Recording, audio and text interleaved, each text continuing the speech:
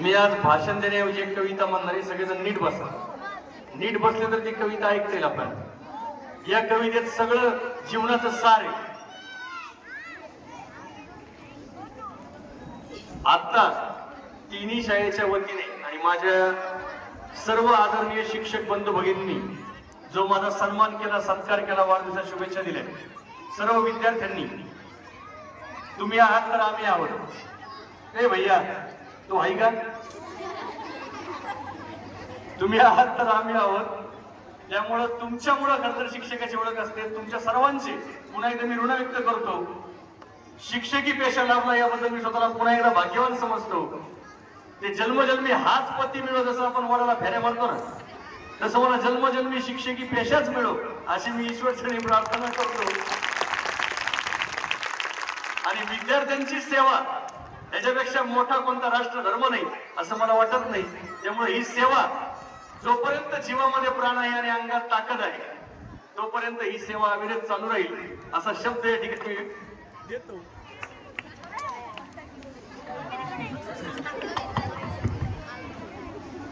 आणि मला आवडणारी एक कविता मी सादर करतो.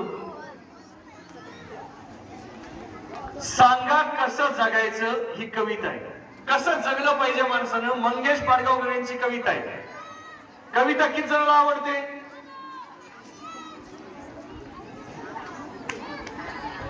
कविता म्हणजे याच्यातली कविता म्हणतोय, पुस्तकातली. सगळ्याला पुस्तकातली कविता आवडते? ओके, या हात खाली. सांगा कसं जगायचं, कणत कणत की गाणं म्हणत तुम्हीच ठरवा. काही माणसं कशाला नकोच म्हणते. काही झालं की त्यांच्या चेहऱ्यावर असे कपाला आठे असतात. पण कसं जगलं पाहिजे, सांगा कसं जगायचं, कणत कणत की गाणं म्हणत तुम्हीच ठरवा. डोळे भरून तुमची आठवण कुणीतरी काढतच ना. डोळे भरून तुमची आठवण कुणीतरी काढतच ना. आणि ऊन ऊन दोन घास तुमच्यासाठी वाढतच ना. शाप देत बसायचं की दुआ देत हसायचं तुम्हीच ठरवा. सांगा कसं जगायचं, कणत कणत की गाणं म्हणत तुम्हीच ठरवा.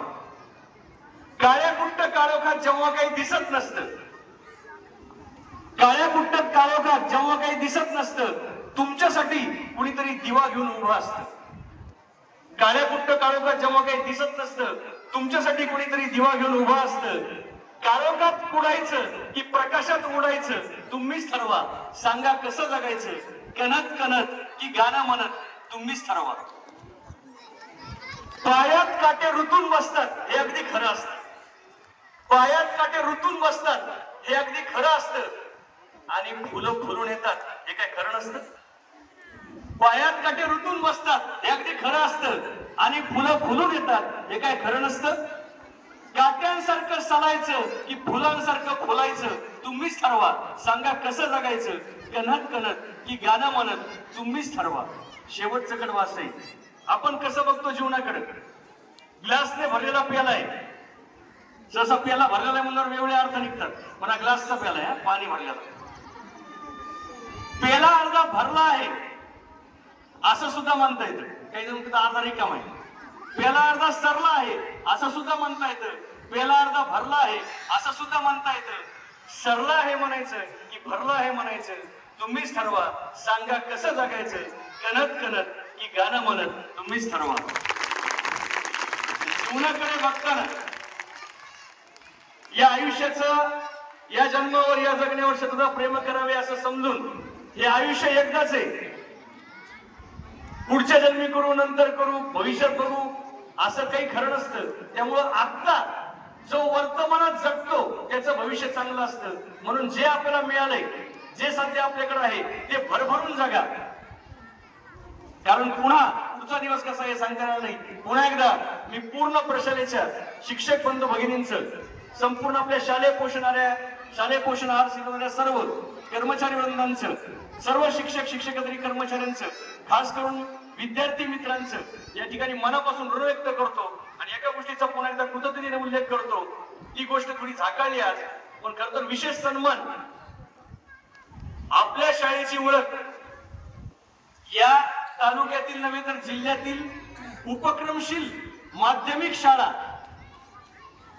आणि आपला परिवार कन्या शाळा, उर्दू शाळा आणि आपला परिवार अशी आपली ओळख आहे. आणखीन एक ओळख आहे आपल्या शाळेची, सर्वात जास्त टीईटी पास होणारे शिक्षक आपल्या शाळेत आहेत. इतके शिक्षक कोणत्याही ठिकाणी टीईटी पास झालेले नाहीत. सर्वात जास्त जिल्हा परिषदचा पुरस्कार प्राप्त शिक्षक आजी आणि भावी आपल्या शाळेत आहेत. इतके पुरस्कार कोणत्याही शाळेमध्ये प्राप्त झालेले नाहीत. टाळ्या वाजवा एकदा जोरदार.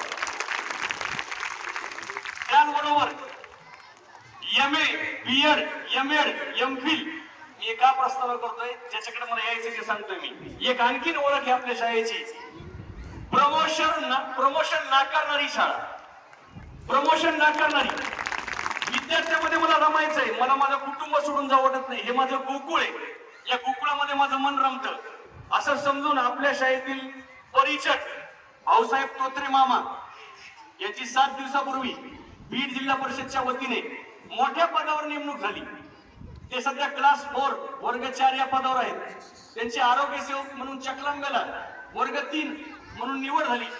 तिथं मी त्यांना पैसा भेटला असता, पगार वाढला असता, पण जसा निर्णय आला तसे तेही म्हणाले, सर मला हे सोडून जाऊ वाटत नाही, हे विद्यार्थी, आपला परिवार, आपलं कुटुंब हे सोडून जायची मला तयारी नाही, माझी मनाची तयारी नाही. आणि म्हणून त्यांनी ते सुद्धा नाकारलं.